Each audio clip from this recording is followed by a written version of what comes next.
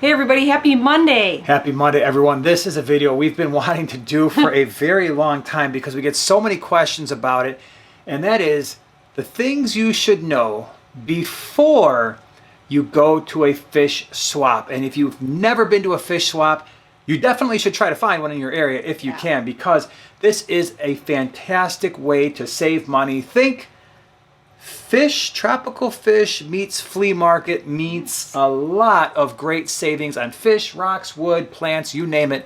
Today we're going to talk about the coolest things to know before you go so you look like an expert when you walk in the door.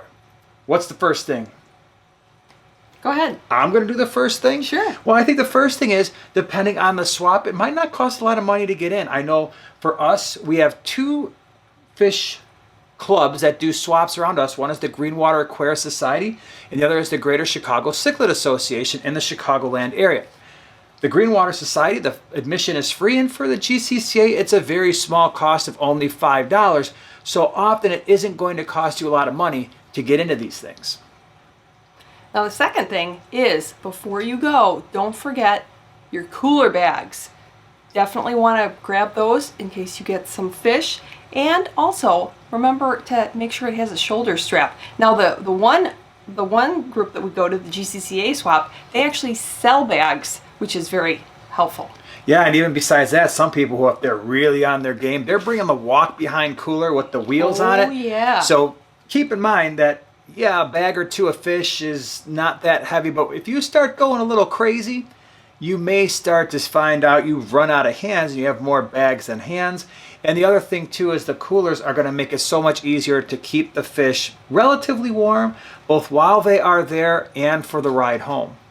The next thing you should know is, for some of the more popular swaps, there might be a decent sized line to get in. I know for the GCCA, over the last few years, there could be a line that wraps around the entire hotel lobby. So what that means is, if a swap, let's say, starts at 10 o'clock, it's not unusual for that line to start forming at, let's say, 9 a.m. Now, for other swaps, that might not be a problem, and you might show up an hour early and be like, wow, I'm going to be sitting here by myself for an hour. But depending on how popular a swap is, just be prepared for a line before you get in. Now another thing that you will want to bring with you is cash. A lot of the vendors will not take cards, and if you're feeling really nice, you can also bring small bills. They'll really appreciate that. Yeah, I know from our perspective as someone who sells a lot, it's really tough when the first person drops down a $100 bill and you're like, all right, well, there went a lot of my change. So yeah, bring cash, bring small bills. Some vendors will take credit cards. I know we do, but just don't assume it. The other thing to consider is, it might be a good idea to check the website of the swap, because sometimes the vendors will list the types of fish that they're bringing, and sometimes there will be a link to that vendor's website. I know for us, we usually link our website, and then you can pre-order the fish, and that is definitely something, if you know you want something and the vendor offers a pre-order option, I highly recommend to consider that, because that way at least you're guaranteed not to waste a trip and the fish will be there when you get there. All right, so now most swaps are maybe about 4 hours long. So the question is, should you go early or should you go late, or just basically stay the whole day? Well, there's some pros to think of each of those. If you show up early, you will probably get the best selection. But if you stay later, you very well may get some great deals. Yeah, that's a great point. A lot of people ask, hey, can the fish survive in a bag that long? Absolutely, as long as they've been bagged correctly. Usually they're bagged early in the morning, and the fish will probably do okay until sometime mid to late afternoon at least, especially if they've been bagged in oxygen. But that brings up a great point. I know for our particular table, if a swap opens at 10, usually by about 11:30 or so, we don't have a lot left. So the people who are walking in at noon for a swap that closes at around 1 or 2, their selection has gone down quite a bit. But a lot of vendors also would prefer not to take bags home. And so usually about that last hour, you might start seeing things being marked down, but usually the deals are going to be had in that last half hour to 45 minutes. Now, it's also very helpful if you do your research before you go. Know what it is you're looking for, what you hope to find. Yeah, and that leads to another point. a lot of people have basically two things that they'll do. A lot of people will walk in and maybe do a loop or two before they buy anything, really get an idea of what's there, what the prices are like. If you've got multiple tables selling the same fish, which one is a better deal? But there's a downside to that, and that is if you wait and you do a couple loops, if you do have those people who walk in, know exactly what they want and who they want it from, by the time you make that full loop and come back, those fish might be gone. I know from a seller's perspective, that's tough when you have somebody look and they just kind of do their loop and that's what they're doing, that's cool. And then they come back like, oh, what happened to those fish? I'm like, yeah, somebody about 5 minutes ago bought them. I'm like, oh man, I really wanted those.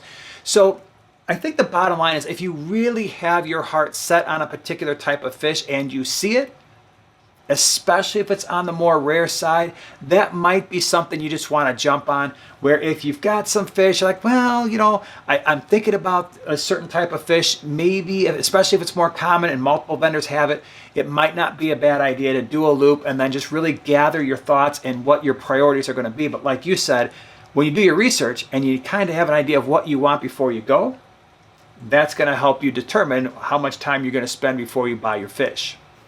Now, one interesting thing to keep in mind is don't judge a booth by the looks of the booth. It may be more plain. You may have some booths that are really shiny and sparkly and illuminated, fancy lighting and all that. Well, don't forget the booths that look very plain. They may not have any fancy things at all, but they may have a very knowledgeable fish seller and awesome fish and or plants, rocks, and driftwood. And I know that's absolutely the case in the swaps that we go to. We've got people there that have been breeding fish for longer than I've been alive, and they just go there and they've got their table and they've got their bags and it's just them, and it might not look super professional, but they sell some of the healthiest, most awesome fish there. Now, another thing you want to consider is as you're walking around the swap, do the same things you would do at a pet store, and that is inspect the fish, watch them. Now it's going to be a little bit more difficult because at least in a pet store, they're in a tank, you can see how they're swimming. Usually the color is going to be pretty decent, but when fish are in a bag at a swap, they're going to be stressed out. Almost always they're not going to show their normal color. It's going to be a little bit harder to determine if they are swimming properly in that very small confined space, but inspect the bag, make sure you don't have any fish that are clearly floating or on their last breath. Just make sure that they look relatively healthy, and don't be afraid to ask questions. Ask questions like, okay, if this is a person who bred the fish, did they breed the fish in the same water parameters that you plan to keep those fish in? Maybe they brought them in from a distributor or a vendor. If so, how long have they had those fish? Ideally, it would be nice if those vendors had those fish in their tanks for at least a couple of weeks, especially if they have the same water parameters. That's going to give you a lot better success long term if they've had them for a while. Now for the last one, I'm sorry, I'm going to have to do this one. And I know it's hard because I'm really bad at this. But try not to impulse buy. We all see something, we're like, oh, that's the coolest thing ever, I have to have it. Maybe you have no idea what kind of fish this is, or you have nowhere to put it at the time. Try not to impulse buy because you're probably going to create yourself some problems later, and you may run into some issues that you may not have expected. Yeah, and doesn't matter if you go into a swap or a pet store. This goes back to one of the original points. Do your research. Make sure you have an understanding of the fish that you're buying, their water parameter requirements, tank size especially. I see some people walking around with fish at a swap, and they're not quite sure where they're going to put the fish because they find out later, wow, these fish are going to get a lot larger, or maybe they're not compatible with the fish they already have.